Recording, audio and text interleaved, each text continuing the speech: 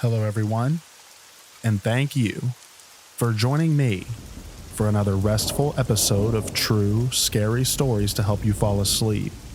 Today, we're going to be having our weekly compilation of true, scary stories. I hope you enjoy them.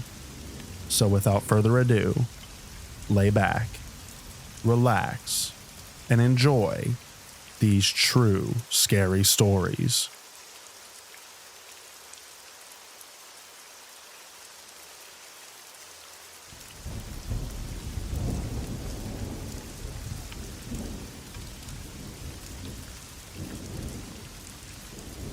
It was a random day. My family and I had a trip planned out to go somewhere far from home, just to go to a place in the Philippines called Dahilian Bukidnon Park. While on the way, we used a GPS tracker to reach our destination.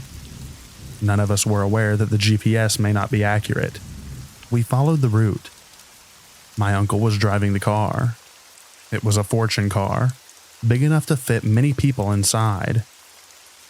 As we got somewhere, it was still sunset, and we were going up a hill surrounded by tall trees. I fell asleep for a while because I was already exhausted from all the journey that we went through. But I soon woke up from my mother's voice saying, "Dongpag Bante Kai Mahulag Ta." It's in Cabano. It meant, "Be careful, we're gonna fall off." I looked around the car window. We were on top of a hill, the sides of the road being so thin and tight. One wrong turn and we would all come crashing down. My cousins and I were at the back of the car. We stayed quiet because we knew not to panic at situations like these. But my mom was the only one panicking. As we went further, my uncle drove slowly, and thankfully we didn't fall off and managed to find an area that we could make a U-turn. It was still on the hill, but the area was wide enough. After making it back to the main road safely, we were all shaken and scared. Time skipped to hours of driving.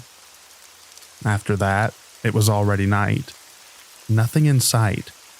No lights, and it was nothingness. My family didn't follow the GPS at this time. They used their memory because they used to be on that road before. We were going uphill again. I had no idea where it was, but all I saw was trees around the car and the quiet sound of the car wheels driving over the gravel. Then at some point we stopped. I was confused, but it appeared that there was no continuation of the road ahead. Everyone in the car was quiet. My mother asked my uncle to check outside. When they opened the car door, it was so cold. The wind was strong and I heard the trees. It was spooky and sent a chill down my spine. My uncle closed the door as he turned on the front lights of the car. There was a line of people. Many of them. I don't have any idea what they were doing alone in the woods. It was so weird. After that, I fell asleep from exhaustion. I didn't eat all day because we were stranded in the woods. The next thing I know, I woke up, and we were already in the main road, and stopped by a 7-Eleven shop, and they bought hot dogs for my cousins and I to eat. All of us were starving and had no energy. This was the closest experience that I ever had of dying. I'm glad that my family and I were safe. Just a reminder, if you want to go somewhere, you can't always trust the GPS or the maps, because the routes are outdated.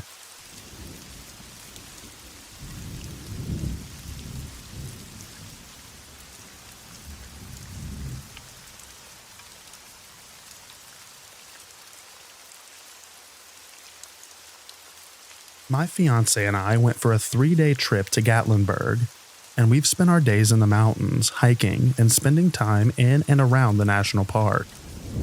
Tonight at around midnight, trying to get all of the time in the mountains that we can, we decided to take an hour drive from our hotel room up the mountain to an overview/lookout type of spot, right on top of said mountain, to see if we can catch an awesome look at the stars, because there's a lot of lights in Gatlinburg at night.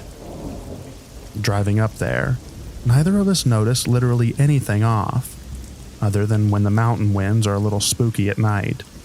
We're from Florida, so it's just unfamiliar. But as soon as we get to where we were going, and she and I got out of my car, I'm almost overwhelmed with a vile, oppressive feeling outside of me. But not wanting to make the lady uncomfortable, I don't react too much just yet. The wind is absolutely roaring, and unfortunately, we couldn't see any stars due to cloud cover. So I tell her I'm going to step to the side and pee, and then we can get back to the hotel room. As soon as I get like 10 feet away, I get a very strange feeling of extreme vulnerability and detachment from everything around me, almost as though I'm miles away from my nearest person, though obviously I'm only feet away from my fiancé. I turned around to walk back to the car and heard something off to my right, and instinctively looked over to see something roughly human size go down to coyote size and just kind of hop over a rail from about 200, maybe more feet away. I quickly get back to the car and usher my fiancé in, still not trying to scare her, or at least show her that I'm scared. But she asked if I was all right, and my reaction was a dead giveaway, and we jumped in and sped off. Never in my life have I had an experience like this before, and never in my life have I really had a reason to be made uncomfortable of just being outside. But I truly believe that something was in those woods with us tonight.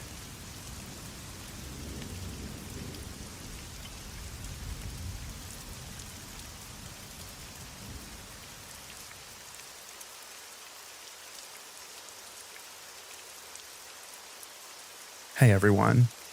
I've been lurking here for a while and thought I'd share a strange experience from about 7 years ago that's been haunting me ever since. I've been a trucker for over a decade, and you hear all sorts of stories on the road, but this one still gives me chills.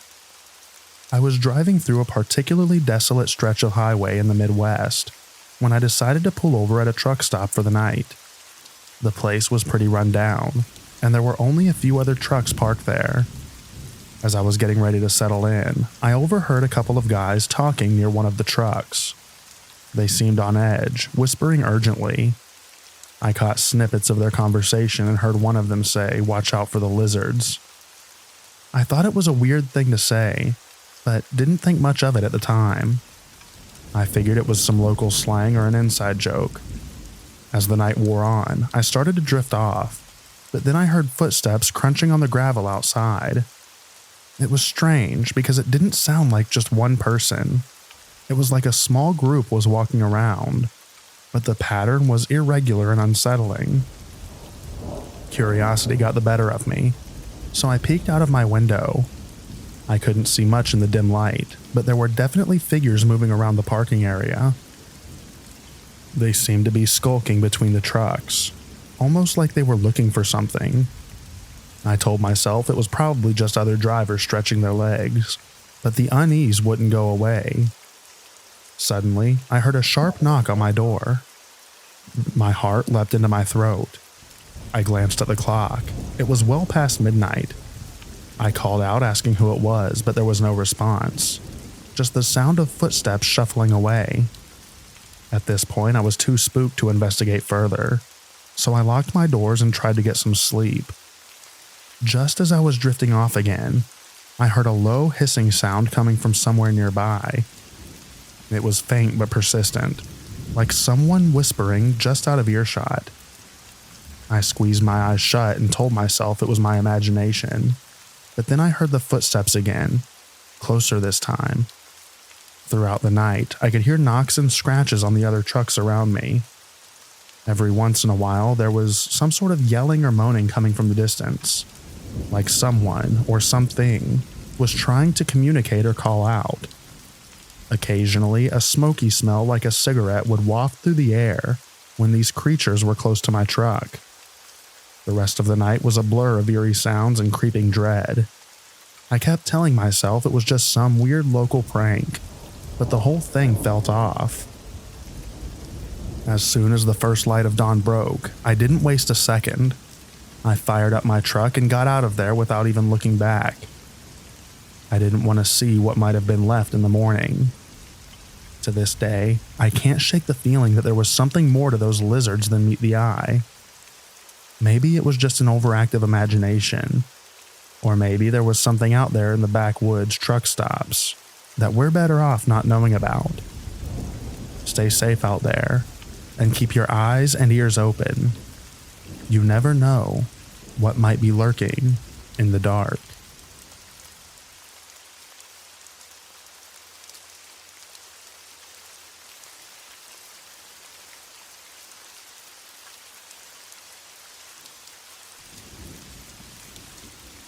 To start this off, I need to give some context. I'm 23, and I currently live in New York City, but I have grandparents who live down in rural West Virginia. When I say rural, I mean the literal boonies. Their closest neighbors are over an hour away, in a small town with a few houses and a Walmart.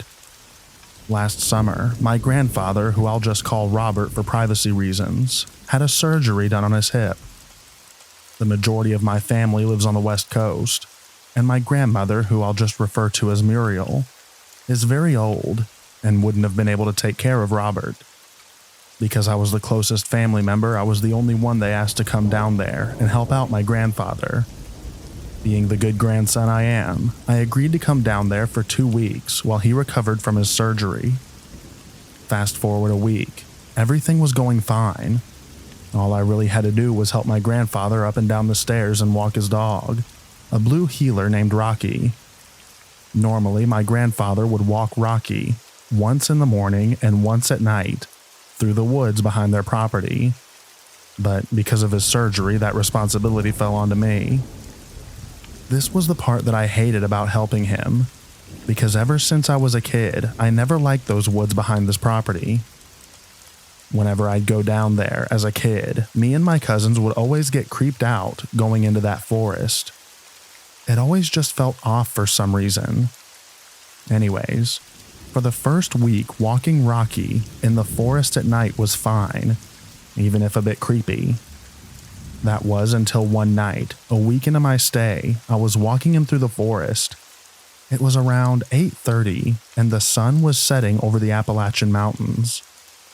Everything was going normal until I heard a strange whistle that sounded like it was only around 20 yards away. Both me and the dog stopped dead in our tracks and looked towards the direction the whistling came from. I shined my flashlight in the direction, but I didn't see anything, so I had just assumed that it was a bird. Looking back, it definitely wasn't a bird. There's no nocturnal birds that chirp and whistle out there, and it sounded more musical than anything a bird would whistle.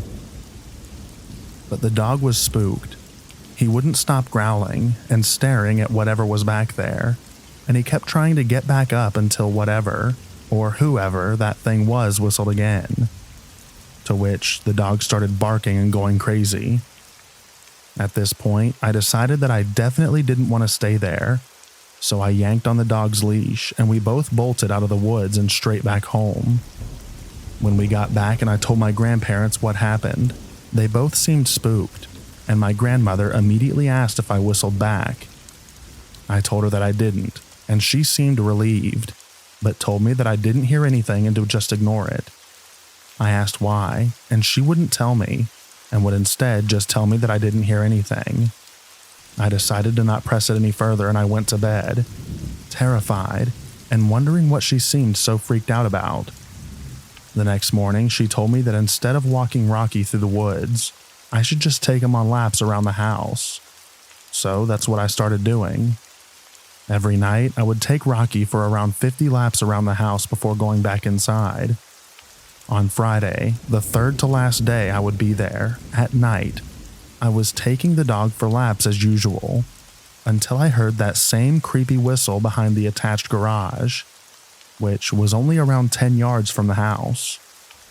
This time, I immediately took the dog back inside and locked the doors.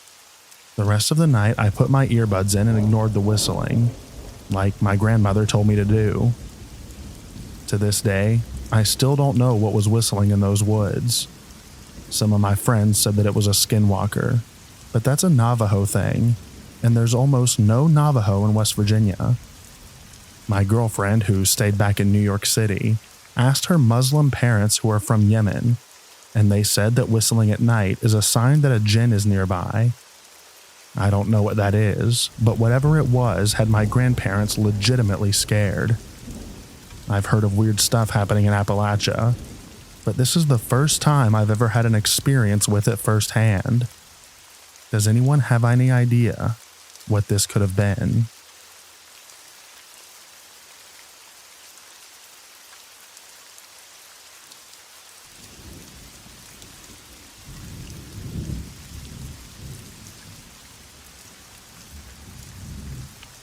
In high school, during a quiet summer night, me and two friends went to investigate a local ghost road.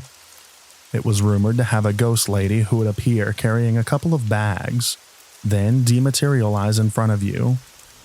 The road has fields, woods, and houses spread out, but by no means did it feel remote or creepy during the day. We pulled the little pickup truck to the side of the road, turned the engine off, and just sat quietly with the windows down. The cool night air felt perfect. We were still talking like normal about life and girlfriends, and really just half paying attention to the dark road that stretches out away from us. Then I saw something. Here's what I saw. During a lulling conversation, I looked up to see the silhouette of 3 to 4 foot tall humanoid shadow walking down the opposite side of the street no more than 40 feet away. I didn't say anything, but I stared in disbelief. It looked like if a Muppet had been walking. No sooner than I saw this thing, it walked through a darker shadow cast by a nearby tree in the moonlight and emerged out the other end of the shadow looking like a normal house cat. It was no longer upright, but was distinctly a cat. It walked a few more steps, looked at us, and silently bound over the guardrail and into the woods directly opposite us. From the small, weird 2-foot walker to the cat over by the guardrail probably only took no more than 5 seconds in total. I said nothing the entire time. Strangely, nobody did. Then the driver said to nobody in particular, "Oh, it's just a cat." I said, "Wait, I saw the small person too." We just looked at each other, took the cue, and headed home. This was almost 30 years ago now. The area has gotten substantially more built up with the new homes and such. I think about this from time to time. I wonder if it was my eyes playing tricks on me. But it is noteworthy that somebody else in the vehicle saw the same thing at the same time.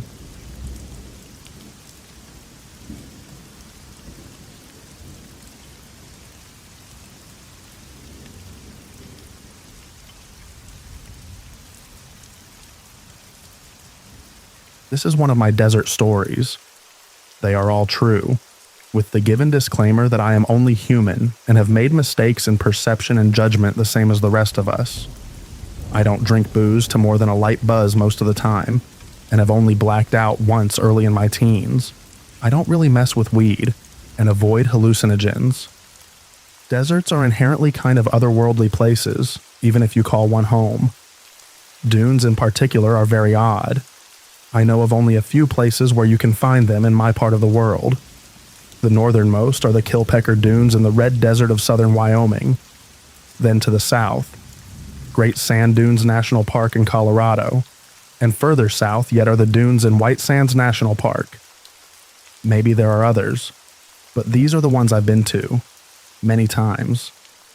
They are some of the few places where I feel reasonably comfortable practicing firecraft in dry seasons. They are an amazing place to learn about what you can and can't do without, and to practice more esoteric bushcraft and survival skills. These 3 locations are also, by amazing coincidence, where these stories take place. I'll start here with the one I've been to the most. I grew up in a high desert. They are unforgiving by their very nature, but if you can take what they throw at you, they are full of a surprising amount of life and beauty. The forests and mountains may be my sanctuary, but I fear in my heart that I am ultimately a desert creature. and the dry wind that steals away warmth and moisture also calls me home. I love the desert and the winds that allow nothing spare.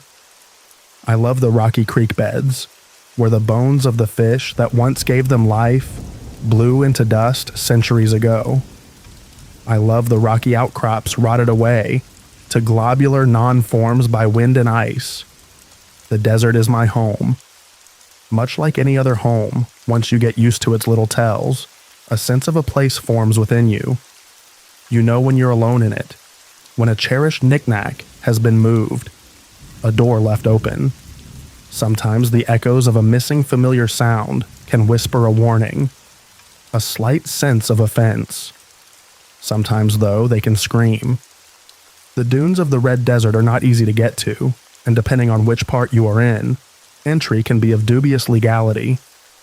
I, of course, would never advise going where you aren't allowed, and certainly never have in my hastier, less cautious youth. No, sir. I had been many times, and I tried to avoid camping or tooling around out there in the same spot. Alcohol was usually hauled out, water always was, and usually some lightweight means of defending oneself. But there isn't exactly a plethora of prey animals to feed a huge predatory population, so it's not really all that necessary. Somewhere around a decade ago, maybe more, maybe less, I took something of an on-again, off-again girlfriend of mine out to the Red Dunes, hopefully for a night of fun, if not outright debauchery. The pretense, which she later happily confirmed was pretense for her as well, was that we were there to practice air-based water collecting techniques and firecraft. I've never been much of a smooth talker, but what can I say? Hope springs eternal. I won't use any real names, but I'll refer to her by the trait I most associate with her, so let's call her Grace. It was a drive and a half, but eventually we got there, and in relative comfort. Like many young women in the Mountain West, parental worries of their daughters being stranded somewhere by buying them overbuilt SUVs with AWD and enough creature comforts to make you feel like you never left home at all, as they have the gas efficiency of a derrick fire, and Grace was nothing if not practical. She had yanked out half the seats and turned the inside into huge cargo space, including a secondary gas tank. I understand that this is not necessarily safe if done by an amateur, and is typically outside of the cab in a truck bed, but whatever, not my vehicle. Anyway, this was good, as we burned a lot of gas to get out there, and the AWD was very handy. We got there around the hottest part of the day, which in the early fall isn't so bad, and hiked out to where we wanted to set up camp. I had on occasion read about them before, and decided to attempt a travois with a couple of poles I had brought for the purpose. For the time expenditure of around 20 minutes of setup, and the purpose of dragging stuff along the sand, I got to say, not bad. I was able to haul all of our stuff out by myself around 3.5 miles from where we parked. The dunes cover a truly huge space, and my favorite parts are of course the hardest to get to. I don't have an issue with them necessarily, but I like the dunes best when it's quiet enough to hear them sing. I don't understand it well enough to explain it. You'll have to look it up. They are what are known as living dunes, and they make a noise folks call singing. Of course, as a younger man trying in a self-aware, stupid fashion to impress my date with my muscles and trying to maintain a lively conversation without revealing how winded I was. Don't judge, walking on shifting sands is hard. I wasn't listening for the singing of sand, but trying to catch what Grace was saying over the wind. This story isn't about that part anyway, but I can say, even with something of a bittersweet taste in my mouth now, that it was a pleasant time with a person I once loved, and I wouldn't have traded it for the world. We set up our camp in the nook between a few dunes, erecting a virginal handmade tent of Grace's design and manufacture, with some difficulty and good-natured swearing. It was pretty cool, a kind of low wedge designed to be erected in high wind zones and remain warm. It had a dead airspace built in, which was a pretty neat feature to my mind. Along with it, we discovered why a Dakota fire pit doesn't work well on shifting sands, which should have been obvious if either of us thought about it for more than a half second, and thoroughly chastised by the cruel dictates of basic physics. dug a regular fire pit like folks with functioning frontal lobes.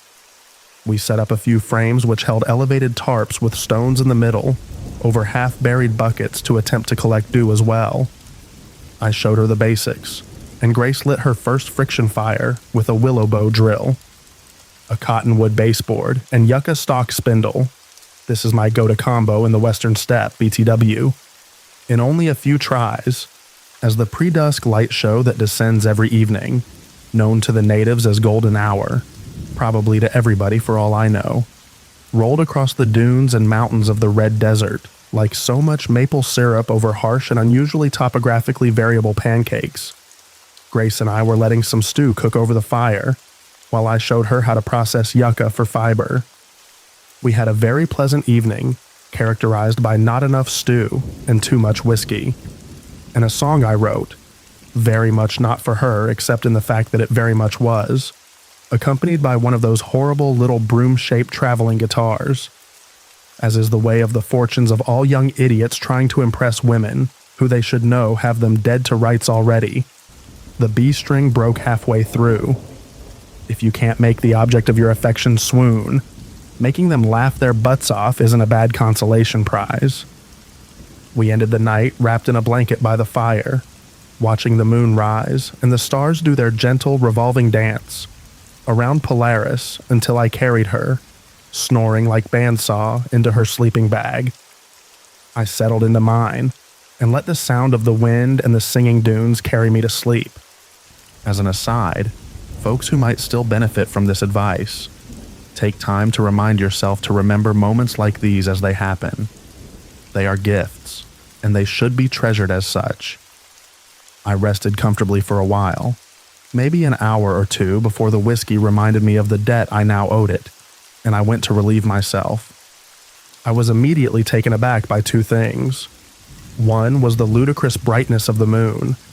Despite the residing in the Red Desert, the Kilpecker Dunes are in fact a kind of creamy tan color, and on nights with a full moon, you might find darker conditions under a storm cloud in the middle of the day.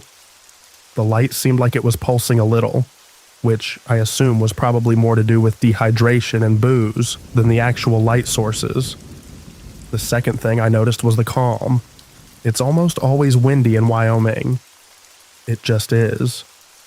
I grew up there, walking to school in steady 40 miles per hour winds. Calm does happen, but it's usually a relative calm, like only 8 miles per hour winds. This was still. Waking up to the calm is like waking up in a strange room you don't remember falling asleep in. Not inherently bad per se, but disquieting and alien in a small but pervasive way. I climbed up a nearby dune, because if I have to urinate, I may as well do so from a great height. The men reading this will understand. And because I wanted a good view of the surrounding area under its unusually well-illuminated conditions. The only sound was my footsteps, my breath, and the gentle hum of the dunes themselves. Not even an owl to be heard. As I got to the top, a mountain came into view. Actually, several did. This isn't an unusual experience in the Rockies, as visibility can often be hundreds of miles in clear conditions and farther from elevation. What was of note was that above the ones to the north of me, there were flashes and flickers of light. Thunderstorm up north was my first thought, which would have been the safe bet. But I saw no clouds past them. I then noticed the ghostly colors of the lights and realized I was watching the aurora borealis, which I was hitherto unaware could be seen from that far south. I took a moment to relax and enjoy it, before scanning around me to see what other sights the moon would show me. It was then that I spotted, down below me in a flatter area, what appeared to be many numerous four-legged creatures. Cows, sheep, antelope, heck, even deer or elk wouldn't be that strange. I honestly couldn't tell you what they were, only that there were probably more than 20 and less than 50. More about that in a moment. But in the middle, I swore I saw an old-school, I kid you not, covered wagon. Not the pioneer kind, but the blockier, fully roofed shepherd's hut on wheels that dotted Wyoming like freckles 120 years ago. Folks think it was the cattle that built the West, but Wyoming first and foremost was built on sheep. However, whatever I was seeing, it was all backlit by the moon, so they were casting shadows from the side facing me. Now, I'll be honest with y'all, I don't have the absolutely clearest vision. It's not bad, better with glasses, but I don't usually bring them with me to throw a leak in the middle of the night. So when I say the movement of these critters and the wagon looks strange, I expect you to take it with a grain of salt. I expect you to say it had something to do with the aurora or my eyes being tired, and those are all legit. Thankfully, I have really good hearing and olfactory perception. What my mediocre vision doesn't explain is why I was looking at something probably less than a mile away, and I couldn't hear it on a still night. Wagons are noisy. They creak worse than boats even when new. Livestock are noisy, and I'd find it odd to see a group that size with no bells around their necks. Nothing. Silence. Furthermore, why would you try to travel by night? It was bright, sure, but it's not like that's a common practice. At least not according to anything I've ever heard. You want your critters together and easily defended from predators, that's what I understand. I watched them for a while, moving slowly across the ground almost like they were underwater. Slow enough, I broke off a yucca stalk and stuck it into the ground to mark the progress. Slow, but it was there. I stayed up there, watching the lights and the procession of shadows for a long time. Eventually, I decided to whistle at them. The 2 fingers in the mouth, super loud, angry dad whistle. I heard it echo back at me and then nothing. I yelled aloud, hello, at them as well. Echo and nothing again. No change in pace, no lights. I started to think the progress might be the moon moving across the sky, and not whatever I thought it was. So, I decided to go grab my binoculars and try to wake up Grace to at least see the lights. It was a little treacherous descending, but I made it in one piece. Camp was as I had left it, and I relaxed a little. I opened the tent flap and dug around a little, found my binoculars, but my attempts to rouse my lady friend were unsuccessful. She was not having it. Not at all. She rolled over and went back to sleep, and chastised. I went back up to the top of the dune. It took me a little longer this time. I was definitely feeling the climb by the time I got to the crest again. It looked like a little progress had been made, according to my yucca stalk markers. Curious as heck, I decided to use the binoculars to try to make out what I was looking at. I couldn't find the shadows in the binoculars. There are 2 possible influences on that. One being these were old binoculars, and they had been stuck in maximum zoom since I had gotten them. The other would be it was in the wee hours of the morning, and I had, several hours earlier, imbibed some booze. But try again, nothing. I couldn't get eyes on the critters or the wagon. Couldn't hear them. Couldn't get a long-distance look at them. What was I to do? I said screw it, and went back to bed. Whatever I was looking at wasn't hurting me. It was just curious, and I had grown drowsy and cold lying on the cold sand. I marked the direction with one of the stalk segments, slid down the dune on my butt, and crawled back into the tent. As I lay there, waiting for sleep in the warm and dark, I heard that gentle dune noise again, and the wind pick back up. My lullaby. Just as I was drifting off, though, I thought I heard a whistle echo across the sands, but from very far away. I put it down to my ears playing tricks on me, and when I next opened my eyes, it was morning. Problem was, I was sitting next to the still crackling fire, not in the tent, and Grace was leaning against me as we sat wrapped in a blanket. I know. Screw you. This was just a dream, you jerk. I can hear you just fine. There are a few problems with that hypothesis, though. One was, I put out the fire before going to bed. I'm camping in a giant ashtray with a shovel in hand. It was effortless to put out, and I remembered doing so very clearly. Another was that I was wearing shoes, which I had done to go relieve myself, and I hadn't done since we started the fire the night before, since I wanted a better grip on my baseboard to show Grace how to light a fire with a stick and bow. I have monkey feet. Judge away. Here's another. I could see my footsteps up the dune and the trail from my impromptu derriere sledding session. Okay. I woke Grace up, and she said that she thought we had slept in the tent. I concurred, and we sat there blearily blinking at a fire we didn't remember building. I asked her to start the coffee and climbed back up the dune, this time with my compass and my binoculars. My yucca fragments were there, and I got a heading, scoping out where I thought they were the night before. Still didn't see anything that would have made sense, so I headed back down once more on the Butt Cheek Express and talked to my girlfriend about what I had seen. She wasn't particularly freaked out by any of it, confidently told me I was still asleep or sleepwalking when I saw lights in the bazaar caravan. She was a little concerned by the lost time and not remembering getting up, but I think to her credit as a reasonable person, she thought I was winding her up. I wasn't offended. I was, however, racked by curiosity. What the heck had happened? I'm not a sleepwalker as far as I know, and I, as I am now writing this, have lost time before out in the wilderness, but never before this incident. Was it just weird shadows? Had I been asleep? My markers were there, so I had been pretty lucid for a somnambulist. One simple test I thought of would confirm or deny it. I decided to throw on my boots and hike over to where I thought the trail should be by my best guess, while I let Grace do her morning routines. A short, brisk walk later, and I found nothing. No prints of any kind. This part wasn't as sandy as some others, so prints wouldn't have been everywhere, but there were none. Likelihood of sleep and booze fueled hallucinations increasing. I did a fairly thorough search of a few hundred yards in several directions, leaving my water bottle as a guide for where I thought it should be. No prints. I didn't give up. I trust my senses most of the time, and I'm stubborn. Also, I wasn't seeing anything that, given the angle of the moon, should have cast a shadow like that. Scrub, low brush, no trees, no boulders. I kept looking, first along the road I thought they would have cone from, no prints again. Something did catch my eye though. In a less sandy patch, I saw a long stretch of depressed clay. A rut, I realized, and some mild depressions in the rock here and there.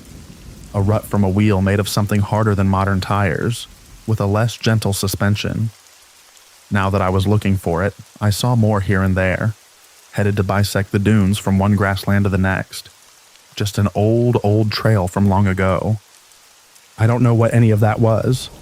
I wasn't of sober or clear mind, although I was far from blackout drunk or sleep deprived. Grace got angry at me after a certain point of talking about it, so I stopped bringing it up. We finished out our outing.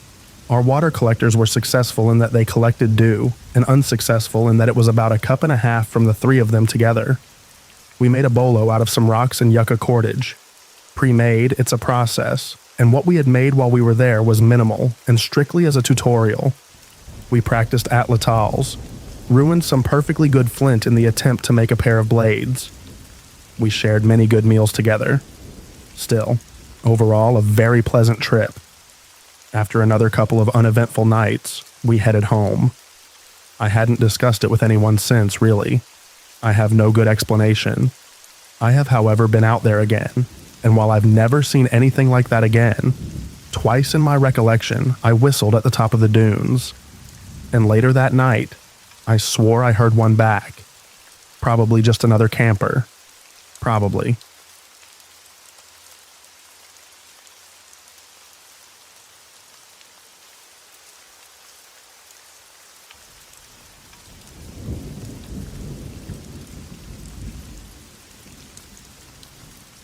I had a self-rescue I had to do in the Laramie Peak Range.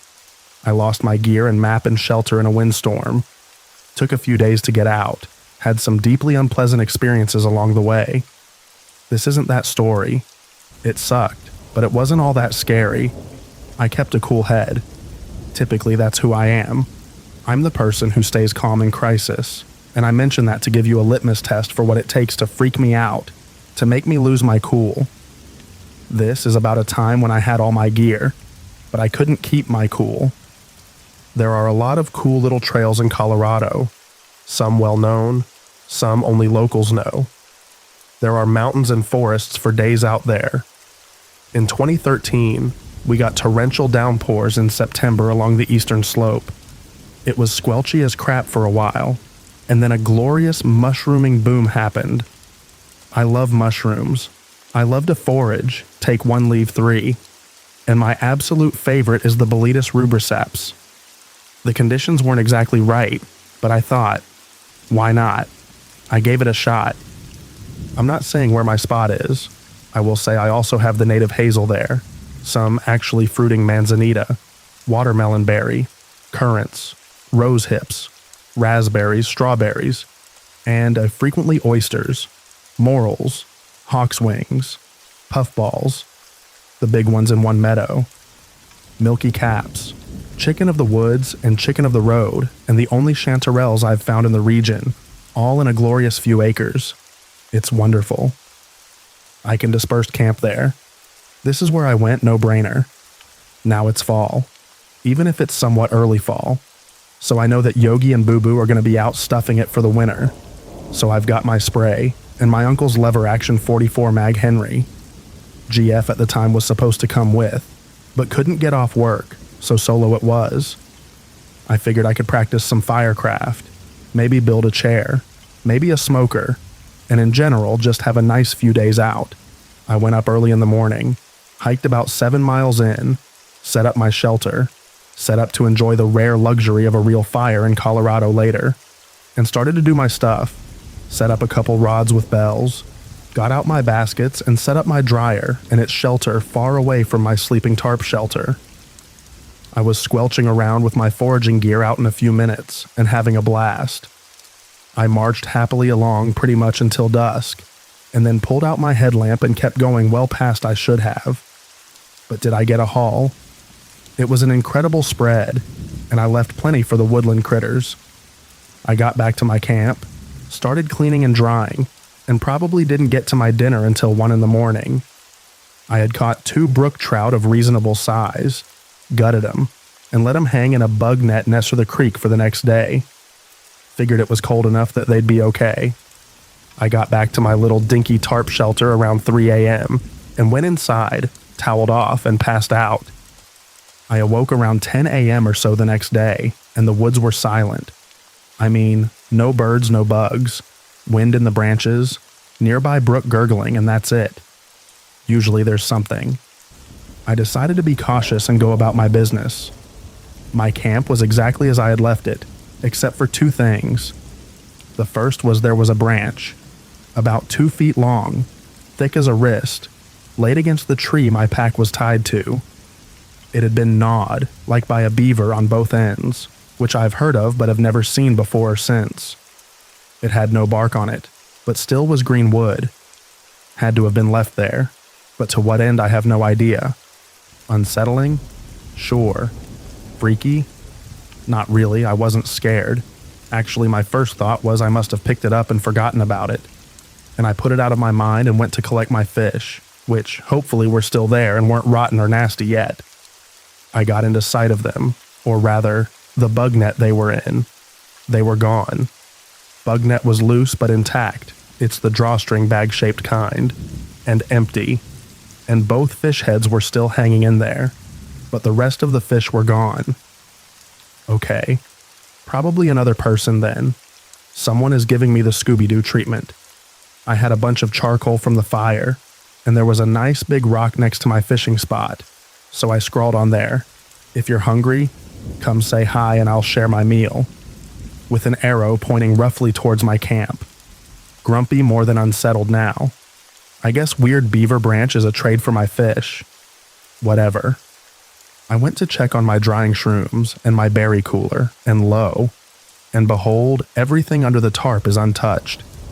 However, I hadn't swept out any of the debris beneath it. Why bother? Well, now there was no debris beneath my tarp, just straight dirt and rocks. Weird again. I started looking more seriously for tracks and find nothing. Probably debris swept out from under my shelter was covering them. Not here to play junior detective. I'm here to frolic in the woodlands and collect responsible amounts of treasured forgeables.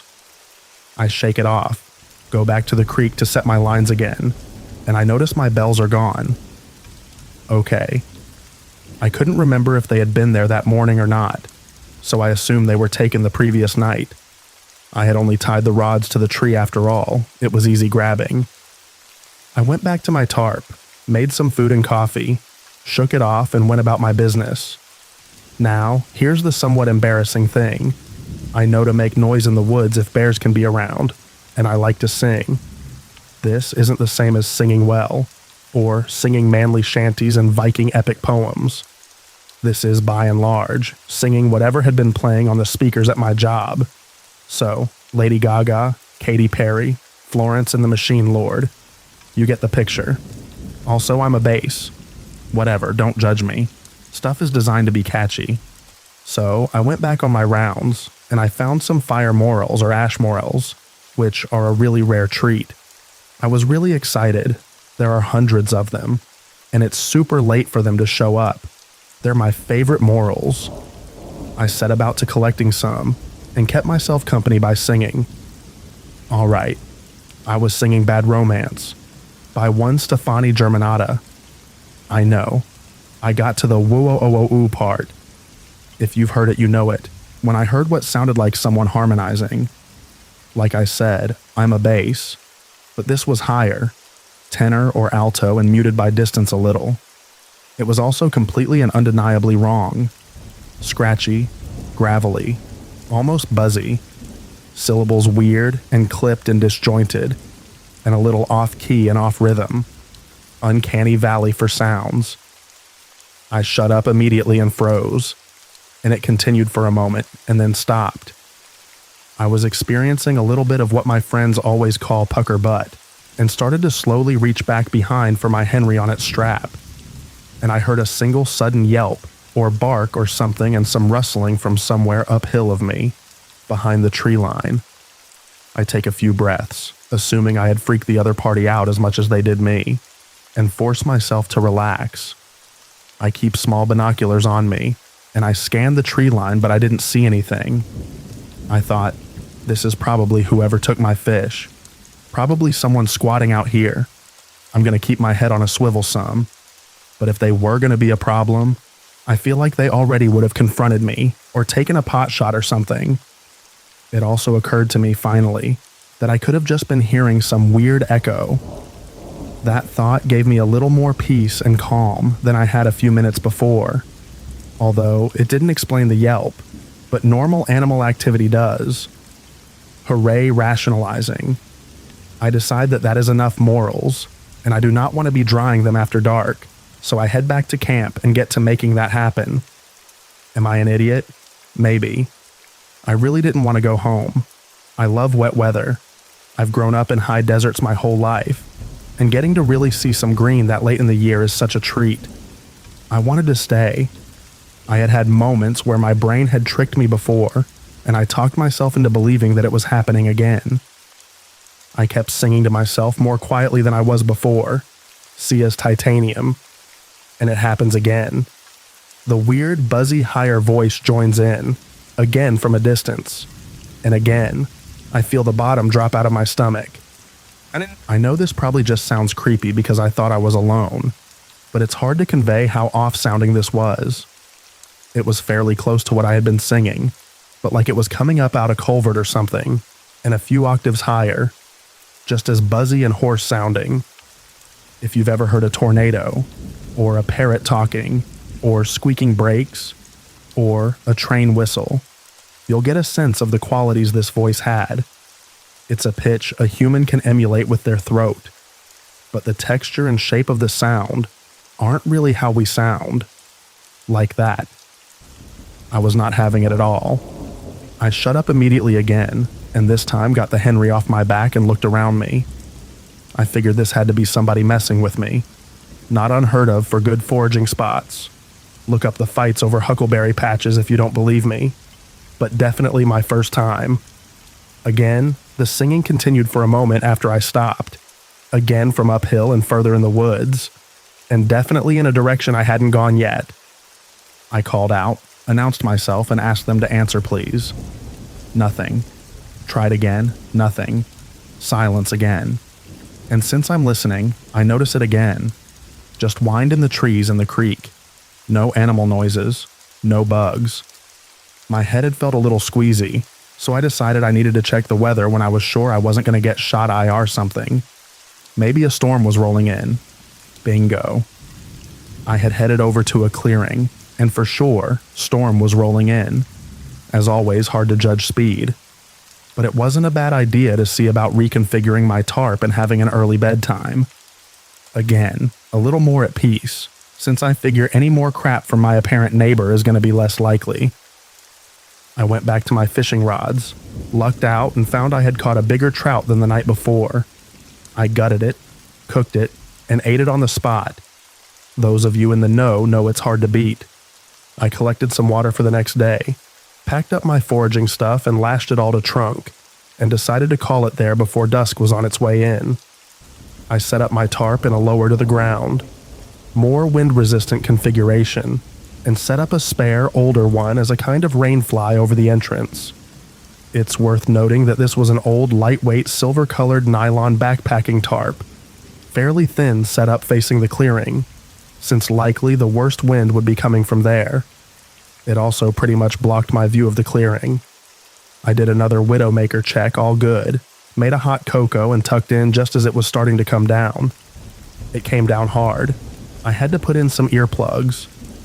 Lightning was frequent and loud, and I didn't stay particularly dry and didn't get much sleep.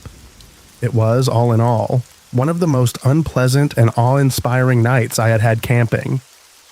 Somewhere in the middle of the night, I thought I felt something bounce off my tarp, kind of behind me. Well, not that weird. It happens in storms.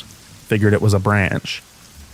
Then a few minutes later, I see something, maybe a stone, about the size of a plum, bounce off of my tarp, off the rainfly and land in front of me. I get my headlamp turned on, and sure as crap, it's a rock. Round, but not symmetrical or spherical. And smooth. A river rock. Rocks don't fall off trees as a rule, and if this storm had picked one this round up, I should have been airborne. Then another one a few minutes later. Similar trajectory. Then nothing but the storm for a while. What am I gonna do? Investigate and get soaked? I had my gun, and if crap was gonna go down, I was about as ready as I could be. I turned my headlamp back off. I then got treated to pretty much the most awe-inspiring amount of lighting I have ever seen in my life. The sky is lit up for seconds at a time. The earplugs were not protecting me from the thunder, and my ears are ringing. I keep seeing the trees from the edge of the tree line and the clearing projected in shadow form onto my rainfly over and over again, dancing this way and that. It was really beautiful, and if kind of inherently scary, also exhilarating. I really couldn't look away. Then, pretty clearly, I saw what looked like a person, walking along the tree line, outlined against the trees and my rainfly by the lightning. They were walking weirdly, not running from cover to cover, but just kind of strolling a little unsteadily, like a drunk person. The silhouette wasn't bulky, and for some reason I got the impression they weren't wearing clothes, or if they were, it was very, very tight. Not like rain gear. They stopped, and whether or not they were facing me or the clearing I couldn't tell you, but I felt watched and very exposed. The figure stood, swaying a little, probably being pushed around by the winds, and just looked at whatever they were looking at. I got little glimpses here and there as the lightning flashed, but they didn't appear to be moving much. It was pretty freaky, and I didn't move except to get my gun in front of me. Then I had another rock land on my tarp, bounce off and land in front of me. That was a bad moment. Lightning had stopped for a bit, and the thunder had died down for a moment.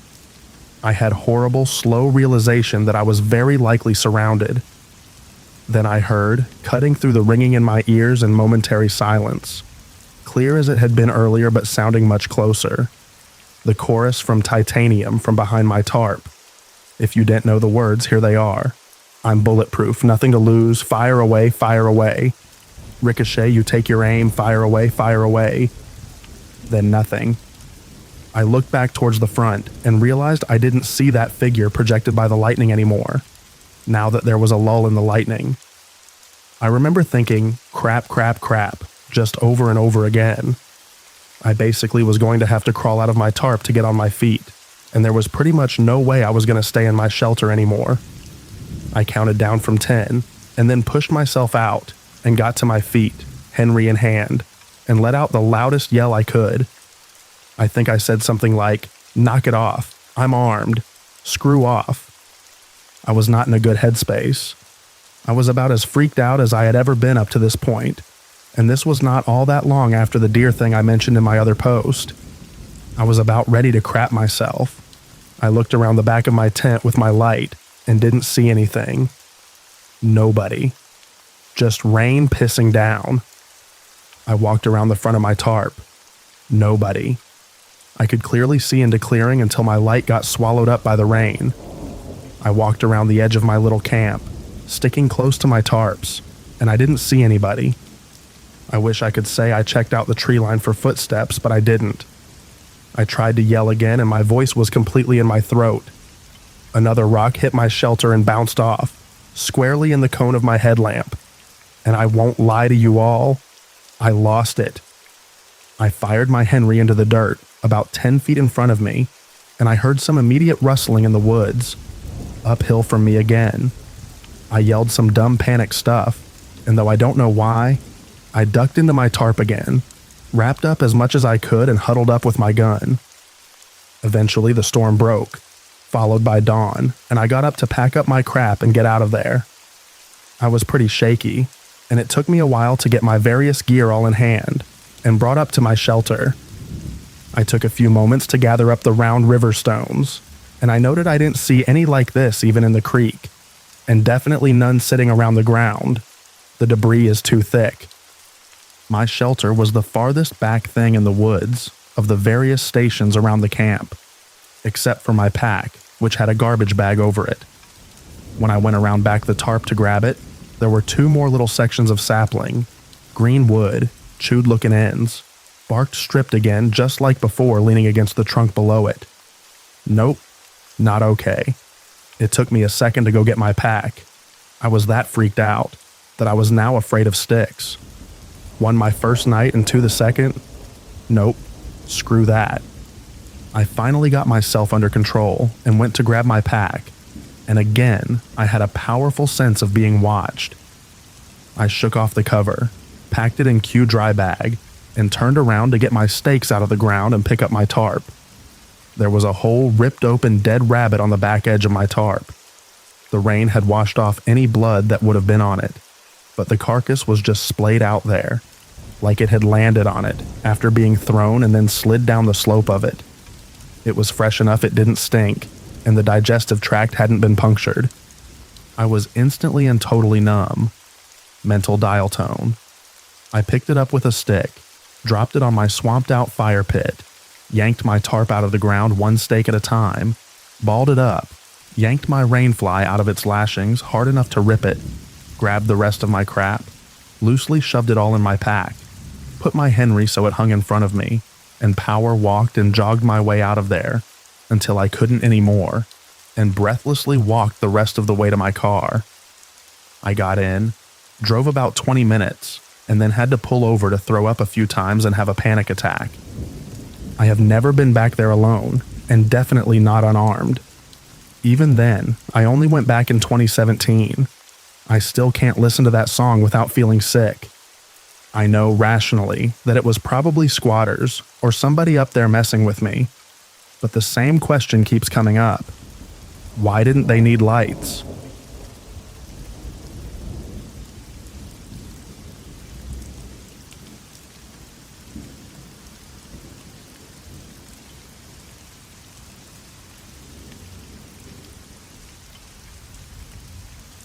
The whole thing unfolded today. Cops were involved. I almost had a panic attack. It was a whole mess. So I'm on a trip backpacking around Europe with my brother, currently in Paris. We're staying at this hostel and we're in a 10-bunk bedroom. There was this one guy in the room who was immediately super weird. Almost right away, like as soon as we got settled, he starts talking to us about flying to Libya. He's all, us, Libya, fly tomorrow. And me and my brother are just like, nah, dude. He keeps saying it. We keep saying no. and he's getting progressively more assertive about it. As me and my brother are going around doing sightseeing and stuff, I keep seeing this dude around. When we're at the hostel, he kept following us to the dining hall, out onto the terrace, and I'm getting more creeped out. My brother, ever the non-assertive soul he is, just laughs it off like the dude is joking. This goes on for 2 days. Well, this morning, we were going out to get breakfast, and I forgot my phone back in the room. So I told my brother to just go ahead and I ran back to get it. I go in the room and the dude is sitting there. There's no one else in the room, and I honestly contemplated just leaving it. But I didn't trust it alone in the room, so I planned to just grab it quickly. That morning, he was still going on about Libya, and was essentially bending over our beds going on about it, despite me repeatedly telling him to stop talking to us. I go in and grab my phone, when he suddenly just yells, "Libya, now, now, we go now." I'm very scared, since at this point we are the only ones in the room, and I just say, "Screw off, dude," and I go to leave when he blocks the door and grabs my shoulder, still going on about going to the airport and flying to Libya. I shove past him and run away to where my brother and I were going to breakfast. I decided that we were going to switch rooms because this dude was officially creep level 100. We make it back to the hostel, and before we make it to the front desk, we went outside for a smoke and he shows up. I almost yell at him to leave us alone, and he flat out says no. I go to the front desk and explain that this dude has been harassing us and we wanted to change rooms. I mention what went down in the room, and before I know it, the cops were called and I was giving a statement. As they were sorting it out, there were a couple things that jumped out at me. 1. This guy didn't pay in advance. Normally, when you're staying in a hostel, you pay the full amount up front, or if you're staying a while, you pay weekly. He was paying by the day. 2. He had several pieces of ID in his wallet, none of which matched his description. Apparently, Paris had been having a problem with human trafficking. This guy was escorted out of the hostel by police. He was banned from staying there ever again. Me and my brother switched rooms and were given vouchers for free dinners for the rest of our stay here. And now, I'm terrified to go out by myself. I swear, if me and that guy had been alone in a more secluded place that didn't have cameras everywhere, I could have been shipped off to Libya. So, creepy guy from the Paris hostel, let's not meet again.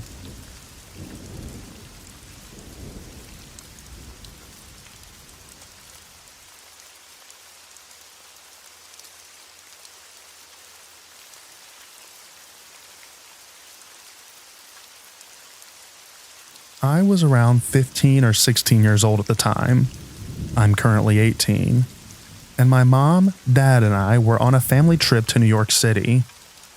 It was a really good trip at first. We visited the Statue of Liberty, Madison Square Garden, Times Square, etc. And for the most part, it was a normal vacation. But towards the end of our trip was when everything went to crap. It was our last day there, and we were trying to get back to the airport, so we decided to take an Uber. A couple minutes passed and a gray Civic pulls up to the sidewalk that we were on. I remember noticing that he had a Lyft and Uber stickers on his car, in multiple places almost excessively. It kind of felt like he was trying to prove that he was our Uber. It was just a small thing, but looking back, I really wish that I took more concern about how sus this guy really was. Moving on. We were running late, so I'm guessing that my dad didn't really pay attention to the license plate, because this guy was definitely not an Uber driver. He was a lanky African-American man wearing clothes akin to rags, and looked like he was drugged out, but at the time, nothing seemed off to us. Again, we were running late, and what happened was the least of our expectations. The ride was normal until we got to the airport. We all expected him to get off the highway and let us off, but he didn't. Instead, he casually continued down the highway, past where we wanted to be dropped off. This was when my dad noticed that the man didn't have a meter or his phone set up with the Uber GPS open.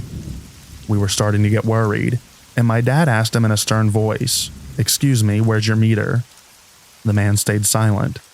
Flustered, he asked once more, this time yelling, "Where is your meter?" Again, no reply.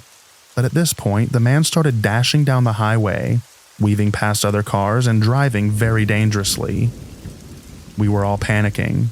My dad was screaming at him to let us off. My mother was crying and praying with her rosary clutched firmly in her fist, and I was in shock. I froze up. I couldn't even cry or scream as much as I so desperately wanted to. I was completely immobilized. This continued for a while, driving down an unfamiliar road to God knows where, with the car only getting faster and faster. I started having those classic end-of-road type thoughts, like holy crap, this might be it, and there's nothing I can do about it. But luckily we were saved. I don't know if we passed by it, or if someone in a car we passed had called the cops, but we soon heard sirens blaring behind us, and we were being tailed at high speed by multiple police cars. One of the cops had a megaphone or something to amplify their voice, and screamed out for the man to pull over. Obviously, he put up a fight, and the police had to actually cut him off for him to finally stop. The police helped us out of the car and got all of our things from the trunk while putting blankets around us and telling us that it was going to be okay and that we were safe. At this moment, I felt the biggest wave of relief wash over me that I have ever felt in my life. Don't get me wrong, it still messed me and my family up pretty bad, and I was still left pretty traumatized, but I was at least glad that me and my family were alive and safe. The police gave us a ride back to the airport, and everything went as planned from that point on.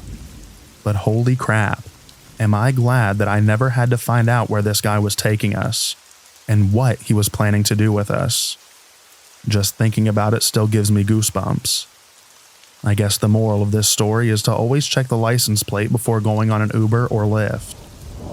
That feature on the app that tells you what it is exists for a good reason.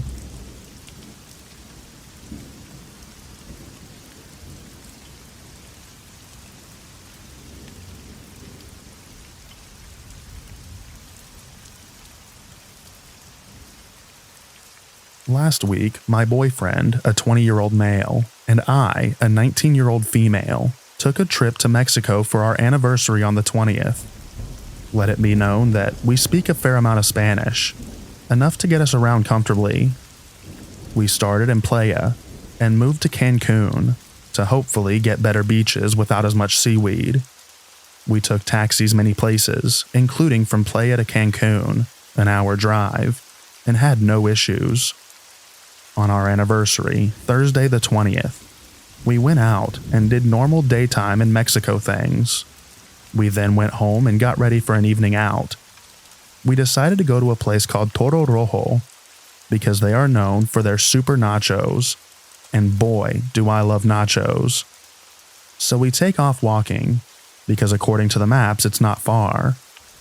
We walk and walk and walk for 45 minutes. And I check the time on my Google Maps, and it says it'll be another hour walk, or a 5-minute drive. It was a pretty major highway that we were walking on. We decide to hail a taxi, because honestly I was in a rush for super nachos and daiquiris. The taxi pulls over to the side and we hop in. We tell him Toro Rojo, and he says he doesn't know where that is. So we hand him my phone with Google Maps pulled up. To get there, you needed to go straight and take a U-turn, and it would then be on the left. So he starts driving down this highway, and I'm watching over his shoulder. We're getting closer to the U-turn and he does not slow down. We pass the U-turn. I assume, okay, maybe he missed it. I've done it myself 1,000 times before. He keeps driving. He passes another U-turn, and another, and I start to worry. I take my boyfriend's phone and type, he keeps missing the U-turns. Tell him it's the other way. In Spanish, my boyfriend tells him to go the other way to get to the restaurant.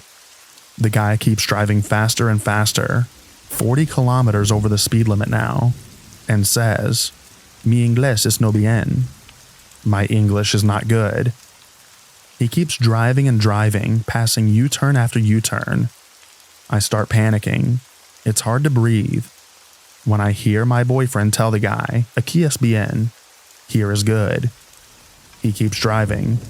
My boyfriend yells this time, "Aquí es bien." The driver finally slows down and I leap out of the car. The man demands $30, which my boyfriend gave him happily, and we took off sprinting the other direction. We look on maps, and he took us 9 miles outside of the city, so we are now 12 miles from our hotel.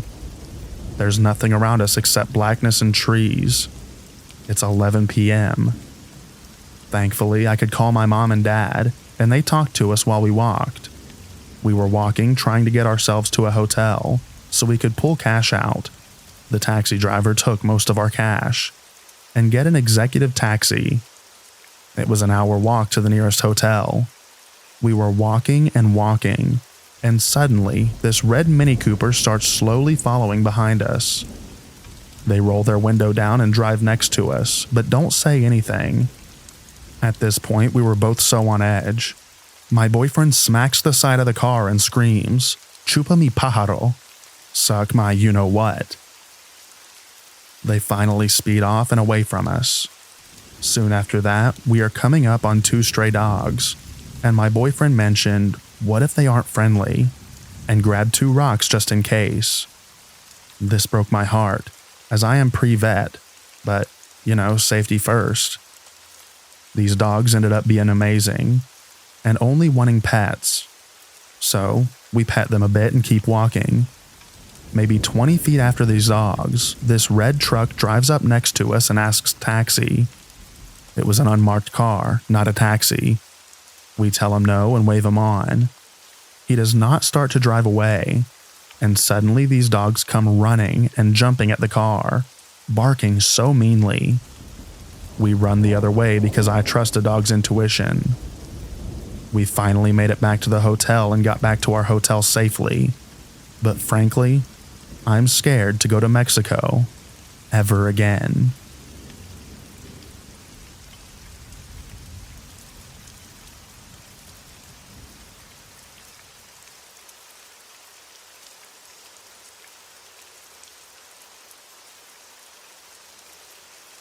Back when I was 16, I had a rough time with my father and his girlfriend for about a year or so. Long story that isn't really related to this. But I was trying to mend my relationship with my father, because before all that, I had always been a daddy's girl. So when I was offered to go on vacation with them along with my siblings and step-siblings, I said yes. After having thought about it long and hard for a month, we went to Turkey. We would be living at an all-inclusive resort that was aimed at Scandinavians, so a lot of people we could talk to. The first few days were perfectly fun. I was swimming in the sea and the pools at the resort. Only creepy thing there was a waiter who grabbed my hand and slipped me a napkin with a message of meeting up with him. He spent the next couple of days lurking around me every time we would go to eat, until my father saw how uncomfortable I was and told him to buzz off. Yay, Dad. But one day, my stepmother decided that we should take a girl day of shopping, which meant my sister, my 2 stepsisters, her, and myself. I didn't really like the idea, but I decided to come along anyways. So off we went to the nearest bazaar. We spent about an hour there, until we got to a small place that looked really sketchy. But they seemed to have some clothes that my stepsisters wanted to look at. So we went inside. I remember there were 3 men there, 2 older ones and then a young one in the beginning of his 20s. He called himself Oscar. I remember because that's the name of my dog. We were seated and they brought out Turkish tea and such to make us feel at home, while we were looking at dresses and the like that they wanted us to try on. In the end, I was pressured into trying one on and went to the dressing room. While I was there, Oscar came and asked if all was well. Thinking that it was just good customer service, I answered that I was fine. He might have understood something because he slipped into the dressing room, and before I could do anything, he had me cornered with his hands on my cheeks and leaned in to kiss me. My body froze, despite my brain telling me to scream and punch him. It took me half a minute before I managed to pull back and tell him to stop. I pushed him out and changed faster than I ever have. Luckily, I was wearing a dress as well, so it was easy enough. Once I got out, I asked my sister if we could leave, whispering what had happened. She nodded and had to force my stepmother to get her butt in gear. She was enjoying all the compliments. Once out of there, my stepmother was scolding me for making a scene. My sister told her what had happened because I was a sobbing mess. Stepmother's reaction? She grabbed my arm hard and said, "Do not tell your father," before she let go and marched out of there. I didn't feel like leaving the room the rest of the vacation, and stupid as I was, I didn't want to make my father angry, so I didn't tell him. To this day, he still doesn't know what happened, and to this day, my stepmother is still angry at me for ruining that vacation.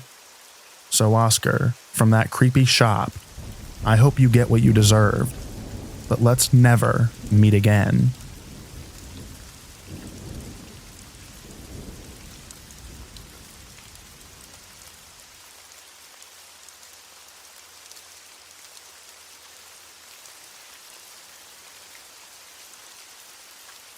So a few years ago, my boyfriend's dad's family decided to get together and all chip in to rent a condo in Ontario and get together. There was a big, extended family over there that his dad never saw, because he only really got along with one of his 3 sisters. My boyfriend's mom had talked him into going though, and they let me tag along, because I'd been around long enough that they liked me and trusted me. I can't remember where everyone else had gone. I think it was to the beach for what was probably like the 3rd time that day. It was just me and my boyfriend at the condo, because we were kind of sick of the beach and just wanted to do nothing in the shade for a while. We were sitting outside, looking over the water and just kind of talking about life. I had just finished reading the Harry Potter series, so we were just kind of talking about that for a bit, when this woman comes out of the brush beside the condo. Just for an idea, this condo was about an acre of land maybe, and it was kind of out of the middle of nowhere. The front of the condo was probably 70 feet from a dirt road that no one traveled down really, and there were some dense trees and brush and whatnot that surrounded 3 sides of it. This woman comes out of the wooded area, and I immediately knew that something wasn't right.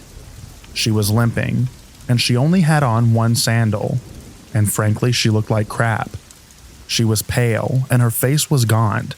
She was really, really pretty, but she just looked exhausted.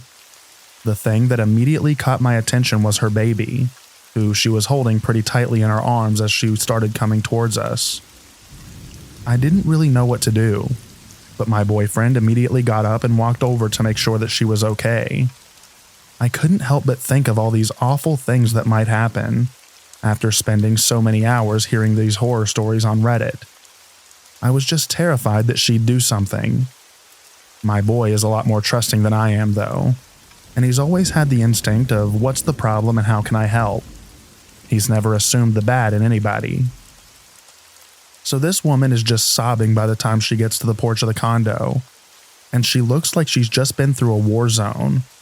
She's shaking and hyperventilating and crying, and she's telling us that basically her boyfriend has been a drunk for a while, and he's been getting worse and worse, and he's been an overall abusive guy.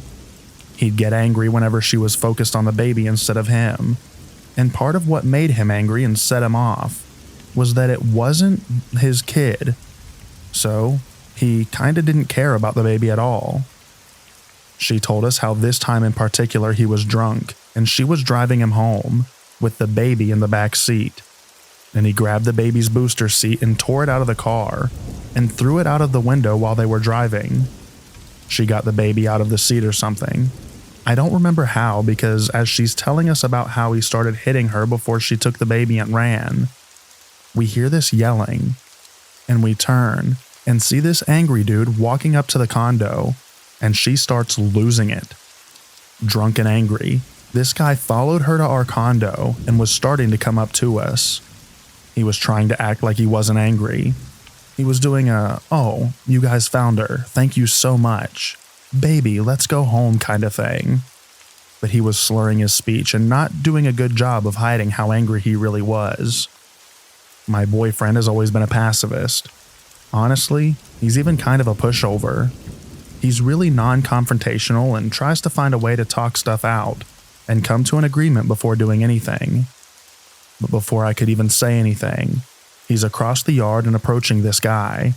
As much of a pacifist as he is, he's also huge. He's built like a football player. He's 6'3", and at the time he was 230 pounds. I've known my boyfriend since we were 10. At the time, we were 20, and we'd been dating for just over a year. I knew him better than anyone. He's never done anything like this before, but he goes up to the guy and goes, "Not another step, dude," and he's shaking as he says it. The guy tries to walk around my boyfriend and goes, "No, it's okay. I'm just gonna take her home." And my boyfriend steps in front of him and shakes his head. "You're drunk," he said, "so I'm gonna pretend like maybe you didn't get what I just said. Don't come any closer." At this point, the guy stops trying to pretend, and he says something like, "You don't know what's going on. That's my girlfriend. I'm gonna take her home." And he tries rounding my boyfriend again, and one more time my boyfriend blocks him and says, "Stop." I've never heard this tone in his voice before or since. It was scary. It wasn't him. The guy tried one more time before my boyfriend finally put his hand on his chest and pushed him back a bit, keeping his hand on the guy's chest. "I'm telling you right now, you're not going anywhere near that girl and her child, so turn around and walk away." This guy was about 5'6", maybe 5'7", so when he looked up to threaten my boyfriend, he had looked like a kid. The guy finally looks up at my boyfriend, and he says something that I couldn't hear. My boyfriend said something back, and then the guy stared at him for a moment, like he was deciding whether or not to do anything. My boyfriend finally pushed him away, and the guy stumbled back, and then started pointing at me and the girl as he was trying to say something. And then he started to walk away. I didn't learn till the next day, but the guy had told my boyfriend that he had a gun and that he was coming back, and that he'd kill him if we stopped him again. My boyfriend's response to that changes depending on who's telling the story. Originally, he told me that he told the guy that he'd feed him his own teeth, which made me laugh because he's such a dork and he got that from a movie. And ever since then, the line he tells everyone is, "I'll be waiting." The woman was sobbing, the baby was sobbing, and I was shaking because even though he didn't throw any punches or anything, I could tell that he was ready to hurt this guy if anything else had happened.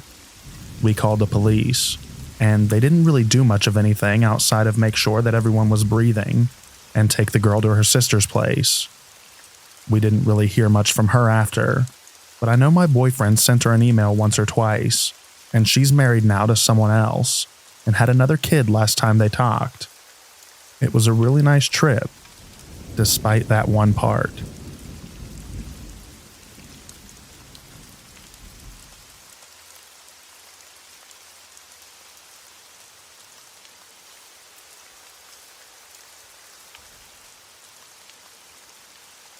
I was on an overnight ferry and got up in the middle of the night to use the toilet. They were like communal, if you know. So I had to go out of my room and a few doors down a hallway. When I was done and stepped back out to the hallway, a man turned the corner and me, being a young kid, got some bad vibes from that dude. So I didn't walk back to my room until I knew that he wouldn't know which room I was in. I started walking faster and faster away, and he just followed me. At some point, I started running and finally turned a corner back to where my room was. I looked back and could hear that he was far behind and out of sight, so I quickly got into my room and locked the door. I just sat with my back to the door in complete silence and heard him running past the door. I did not sleep much that night.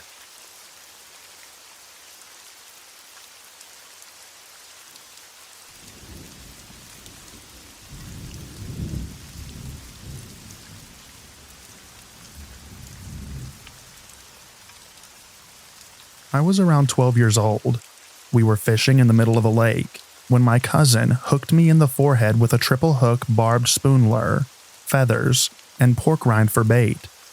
My uncle detached most of the lure, but couldn't get the hook out. so I had to go to the ER in a tiny town. I came in with my hand over the hook. The triage nurse asked what was wrong. I removed my hand and she just said, "Oh." After I sat in the waiting room for a while, a resident came out, said I was making the other patients uneasy, and put a sheet over my head. Once they took me back and a doctor examined me, he asked for a scalpel blade. I thought he was going to cut my forehead open to get at the hook, but he just needed to remove the pork rind. He numbed me up and pulled the hook out rather aggressively. I had to get a tetanus booster.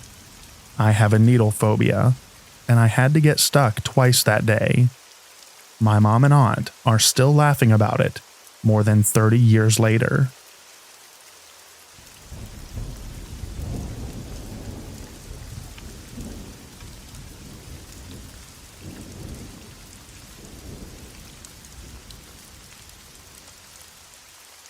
A few years ago, I went on vacation with a friend to a resort in a popular spring break area. Although I was the typical spring breaker age, I avoided people my own age, and instead hung out at the adult pool bar. My friend and I frequented this bar every day, and became friendly with the bartender. But the bartender became a little too friendly with me, and would occasionally flirt and blow kisses at me. I took these gestures with a grain of salt, and saw that it was a way to get more business. But his gestures went too far at one point. The pool bar had a public restroom right next to it, so one day after having a drink or two, I excused myself from my friend to use the restroom. While going to the bathroom, I heard the door open and someone enter a stall. I didn't think much of it until I went out to wash my hands. The restroom was really dark, which made this situation even scarier. While washing my hands, I heard one of the stalls open behind me, and I looked up into the mirror only to see the bartender come out of one of the stalls. Besides him, I was the only one in the bathroom. At this point, every siren in my head was going off, but I was in so much shock that this man would follow me into a woman's restroom that I didn't know what to do. At this point, he tried to talk to me, but I dodged him and ran out of the bathroom. My friend later laughed it off, but I never went back to that bar. I should have reported his behavior to the resort, but I was in so much shock that I didn't.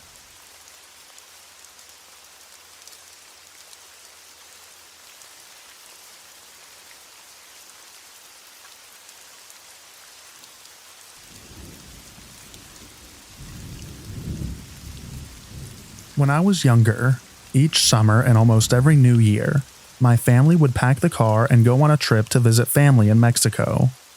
We never had any problems until one particular trip when I was 8. Like every road trip before, we left our home in North Texas around 6 p.m. in order to reach our destination the next morning. So around 2 a.m. we crossed into Mexico, and that's when things got weird. When you're on the only stretch of freeway in the middle of the desert, you don't tend to freak out about having the same car behind you for miles. It was practically pitch black outside with our car windows, the only visible shapes being the dotted stars and the eerie silhouettes of the cacti. We'd been in Mexico for about an hour, and still have a few more to drive, and I remember sleeping, but still being semi-conscious of what was going on around me, because I didn't have the skill to really fall asleep in a car. So when my mother suddenly spoke my dad's name, I heard her. "Miguel, that car behind us. It's been behind us since we left Laredo." My dad peeked at the car, shrugged off my mother's tension. A lot of cars use this road. He's probably going to Reynosa or another city, and he left it at that. Despite his sureness, my mom kept a wary eye on the car behind us. By this time, my siblings and I were hyper aware of the car, and entertained ourselves with watching the car through the gaps in the luggage that blocked the rear window. We got tired pretty quick. "He's getting closer," my mother noted, and we turned to watch as the car inched closer and closer to ours. "He's too close, Miguel." And she was right. By this time, the car was practically pressed against the rear of our car, and on a lonely stretch of highway in the middle of nowhere, with another few hours until daylight. It was downright crazy. We couldn't do much. My dad didn't slow down, didn't stop, And he didn't speed away either. He just drove. And the car followed. The next 30 minutes were the most tense we had ever experienced. The car would ease off sometimes, only to press its blinding headlights against our rear once more, like he knew that he was freaking us out and enjoying it. It was during one of the periods that the car had pulled away that my mom spotted a police car up ahead, parked on the side of the road, and she didn't miss a beat. "Pull over, right in front of the police. Pull over now, Miguel." And he did. And the car kept driving. I wonder how confused the policeman must have been as he watched my dad park our car right in front of him. The policeman came over and asked us what was wrong, and my mother urgently told him everything. The car, the way it followed us and taunted us. The policeman took her claims seriously and told us of how people were victimized and had their cars stolen on these empty highways by thugs and criminals. And then he offered to drive behind us for a while to make us feel safe. We drove with the police cruiser behind us, relieved, until about 10 minutes later when we saw something that confirmed the policeman's words and my mother's worst fears. 10 minutes later, we saw the car pulled over on the side of the road, waiting.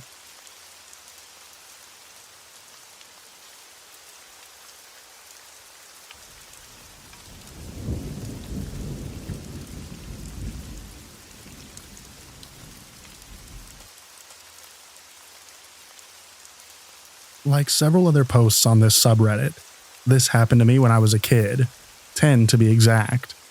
I grew up in a military family and lived on the Middle East for a significant portion of my life. Because of this, we frequently traveled to different countries because of the low cost and proximity. On this particular vacation, we flew into Cairo, Egypt, the kidnapping capital of the world at that point in time, for a long weekend. We only lived like 2 to 3 hours away. It was late at night, and we were staying at the Marriott Hotel, which had a taxi and shuttle service that was supposed to pick us up. For some reason, our driver never showed, so we were forced to find a regular taxi to take us there, which took forever to find that late at night. We finally found one that was offering us a pretty good deal. They don't run by meters, instead they just give flat rates that they choose, and headed towards the hotel. Out of nowhere, another taxi basically T-bones us in the middle of the road, causing us to stop. There aren't really defined roads in a lot of Arab places, so it isn't really that surprising that we got hit.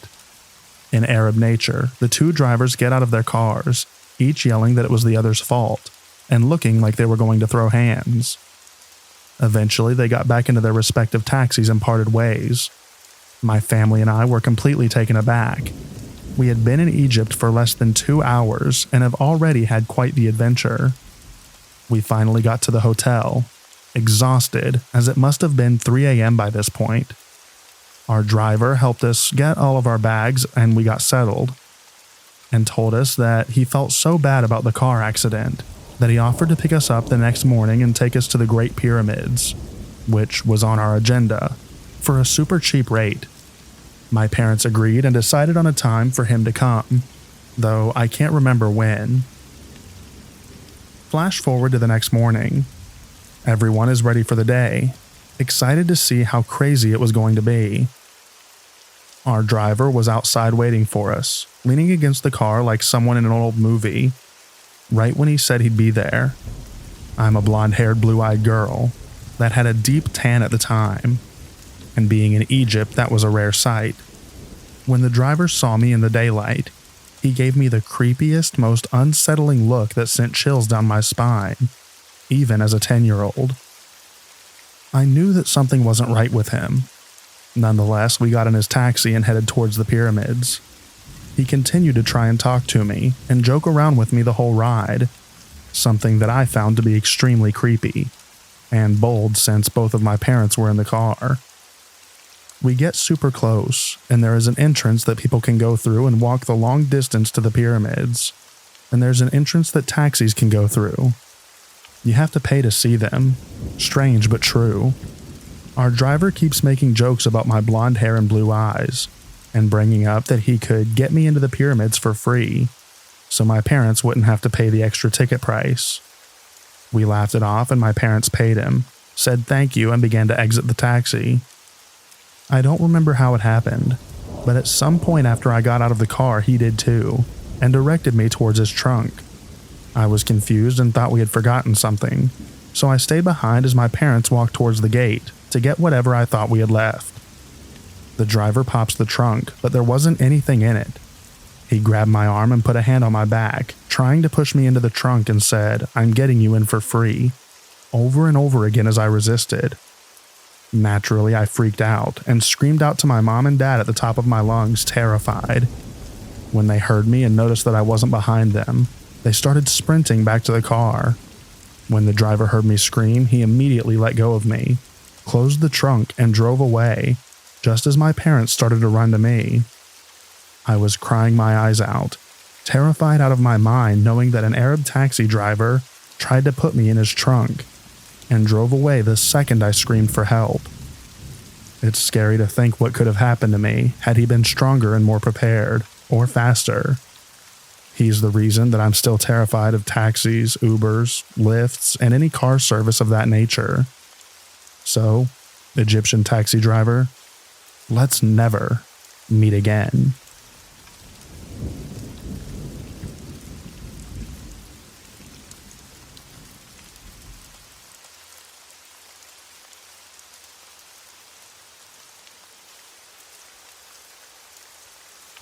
When I was around 15, a family friend offered to take me and my mom to Seabreeze after he won tickets at work.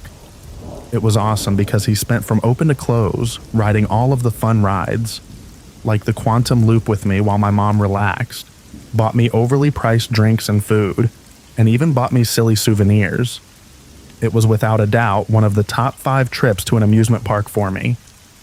Well, like 2 weeks later, we learned from his sister he was arrested for a string of robberies, along with murdering an elderly woman whose house who robbed a little while before he took us on the trip.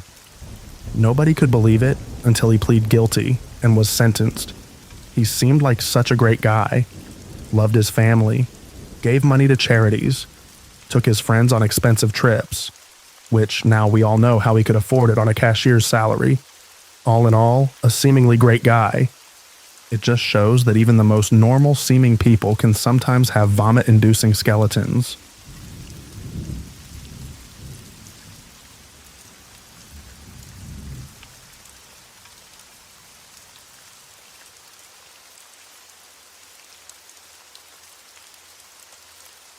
This story is so weird that I almost pushed it out of my mind, but my friend reminded me of it last night, and now I'm creeped out all over again. I was around 15 or 16 years old, and I was on vacation at Walt Disney World sometime during the summer. My family has the vacation club membership, so we go a few times a year and live close by anyway. We were staying in the vacation club villas, which is a separate building from the main hotel. I brought 2 of my friends, Savannah and Victoria, and we got bored at around 2 a.m., so we went down to the gym. It's open 24 hours. We weren't even going to work out, just take mirror selfies and mess around with the exercise balls. There's a desk for the spa portion of the gym, or maybe it's a sauna, I don't really remember. But since it was so late, there was no employees, so we were messing around behind the desk and found a notebook. I'm not sure why. I was super annoying at the time, but I decided to write my Twitter and Instagram handles, and so did Savannah. Looking back, I'm pretty sure that we could get in trouble since guests aren't supposed to screw around with the desk. I didn't think much of it and we left the gym, and the next morning we checked out of the hotel. On the drive back home, I get a Twitter notification, and it's from a diaper fetish account. The creepy thing is this account was active for a while, and had disgusting pictures of grown men in diapers and other disturbing pictures of children. So does Savannah, and we both sat there looking at each other like, what the heck? The account tweeted at us saying something like, "I know who you are and what you've done, and your vacation will end abruptly." They tweeted some more creepy stuff like telling us to watch our backs, but I knew that it was clearly because we left our names on the notepad. I didn't write back. Then I noticed a new follower, and it was my name, but the username was similar to the diaper account. The account started tweeting my address, my phone number, and random pictures of me from deep within my social media.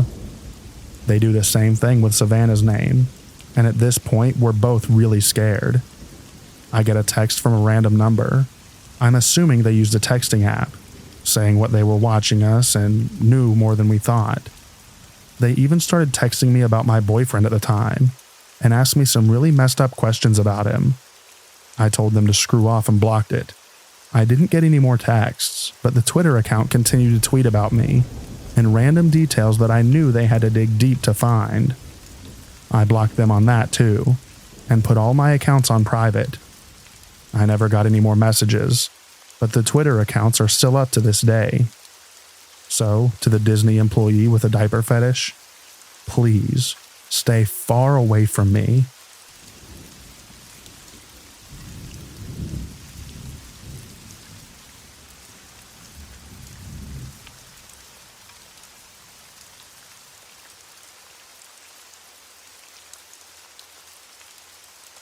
In the mid-90s, my parents took my older brother and me on vacation to Cancun, Mexico, when we were teenagers. Me 13, my brother 18. My brother and I shared a room, and he was old enough to go out to the bars, leaving me alone in the room to watch movies and be bored out of my mind.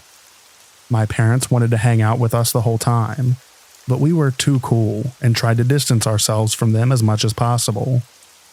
I was mature for my age, had previously had some underage drinks with friends, and felt that I was old and cool enough to go to the downtown parts of Cancun.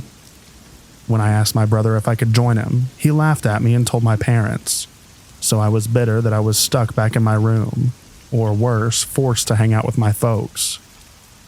The third or fourth day into our vacation, I was sitting at one of the hotel bars, nursing a Shirley Temple and feeling sorry for myself.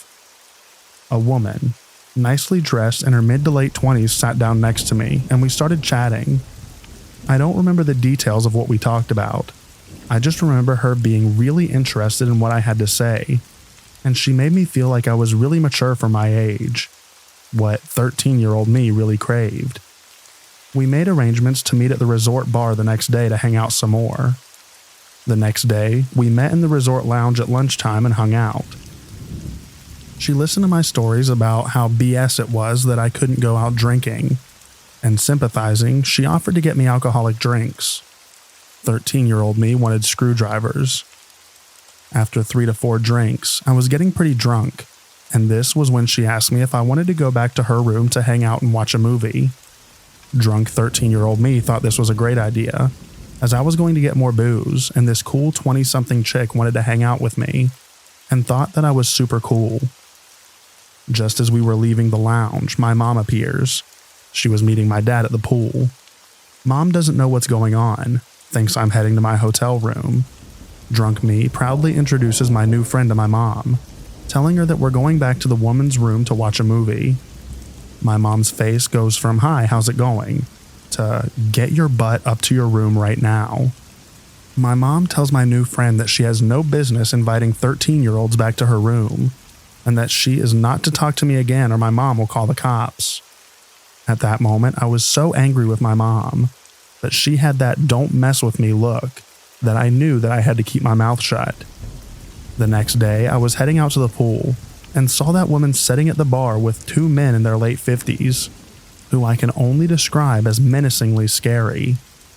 She pointed at me, and one of the men glared while the other winked at me. It sent shivers down my spine.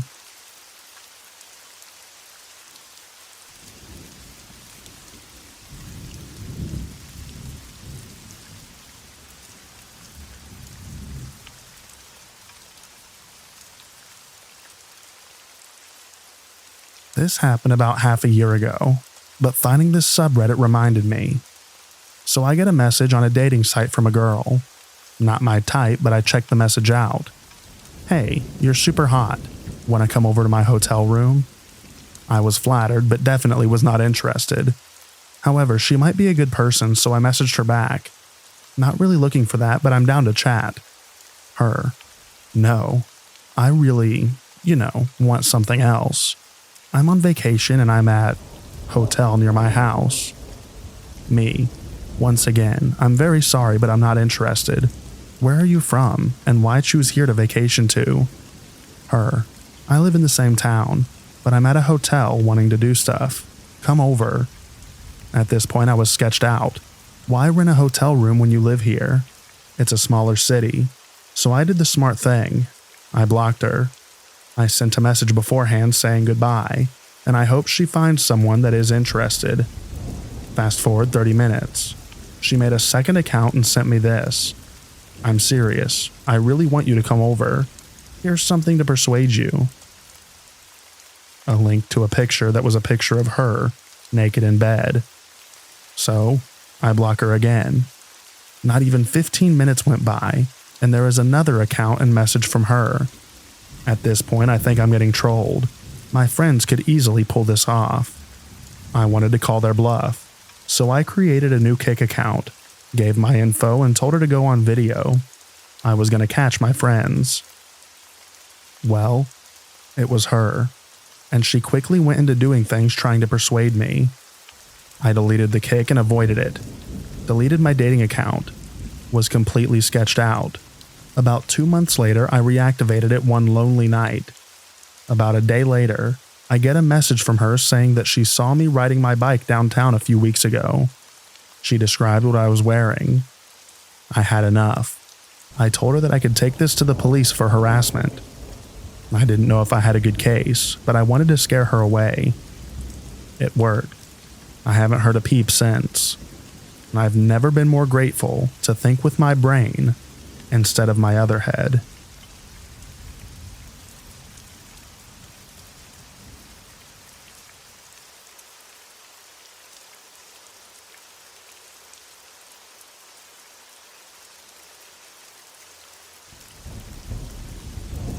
This is about last year, just at the start of October 2015.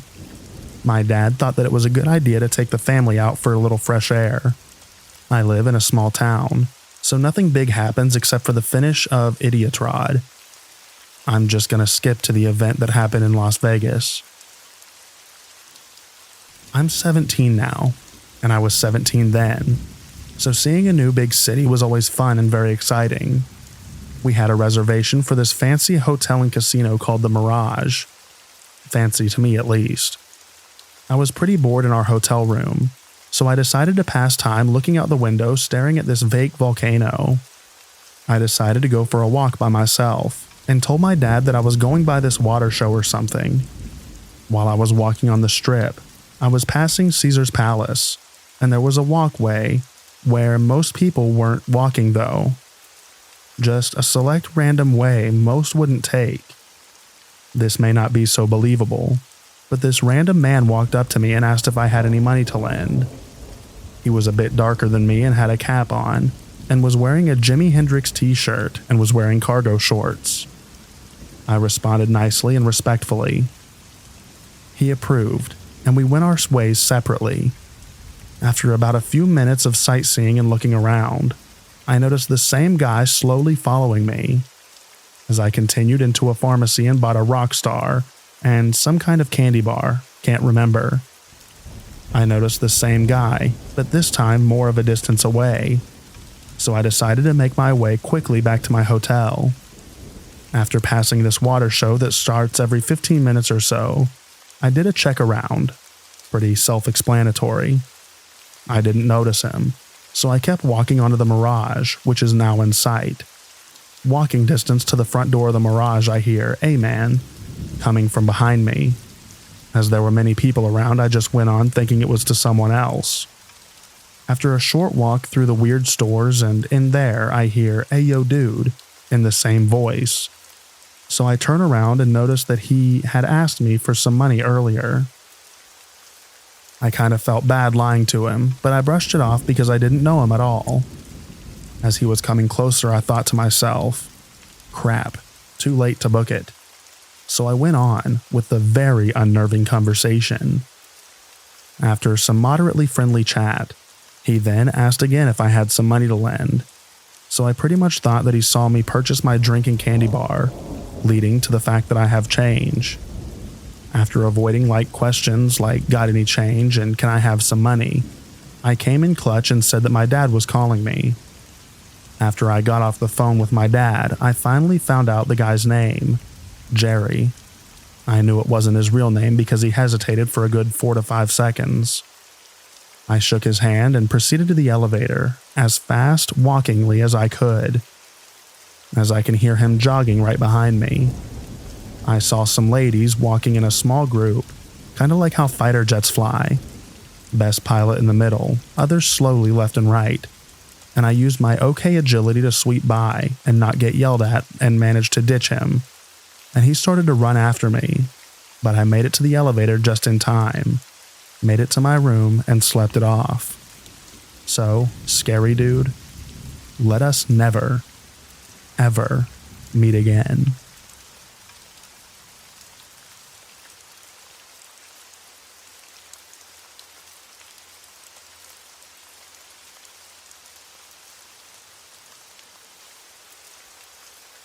We were in Hamburg, Germany.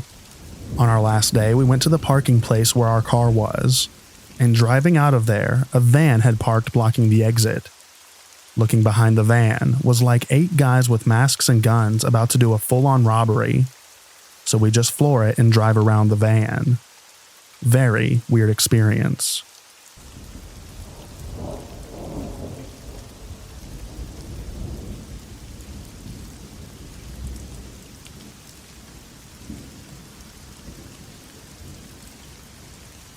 I went to Paris for the Japan Expo 10 years ago with my parents and a friend of mine.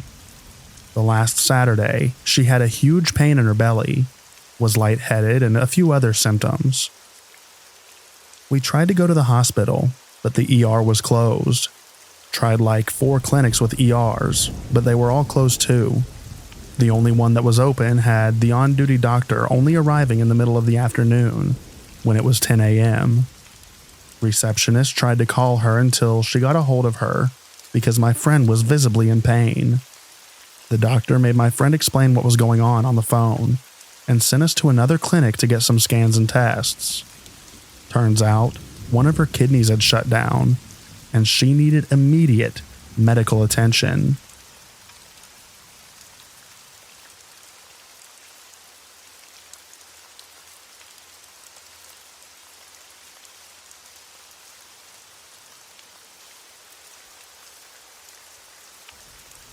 I was on my first road trip through Europe.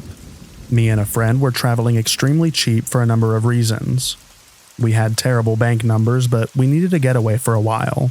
So badly, so whatever. We camped and slept in the car for most of the trip. We didn't have significant trouble. Maybe some homeless people or drunk bums forcing us out or landowners asking us to leave. But all good. Until one night in Romania, near Craiova, we set a tarmac in what seemed to be like a reasonably secluded stretch of woods and left the car 50 meters away. We woke up in the night because we heard some noises, and a random group of people were literally tearing the car apart by smashing it. We shouted and they began to chase us for a bit and then left, but we ran. We fled as fast as we could, slashed tires, reported it to the police, and sorted out the papers to scrap my buddy's car. They didn't even steal anything, just damaged the car to a point where it was a lost cause. We took buses and hitchhiked back home. I enjoyed Romania a lot, and I'll go back if I can, but I won't set foot in that city ever again. Crazy folks, I tell ya.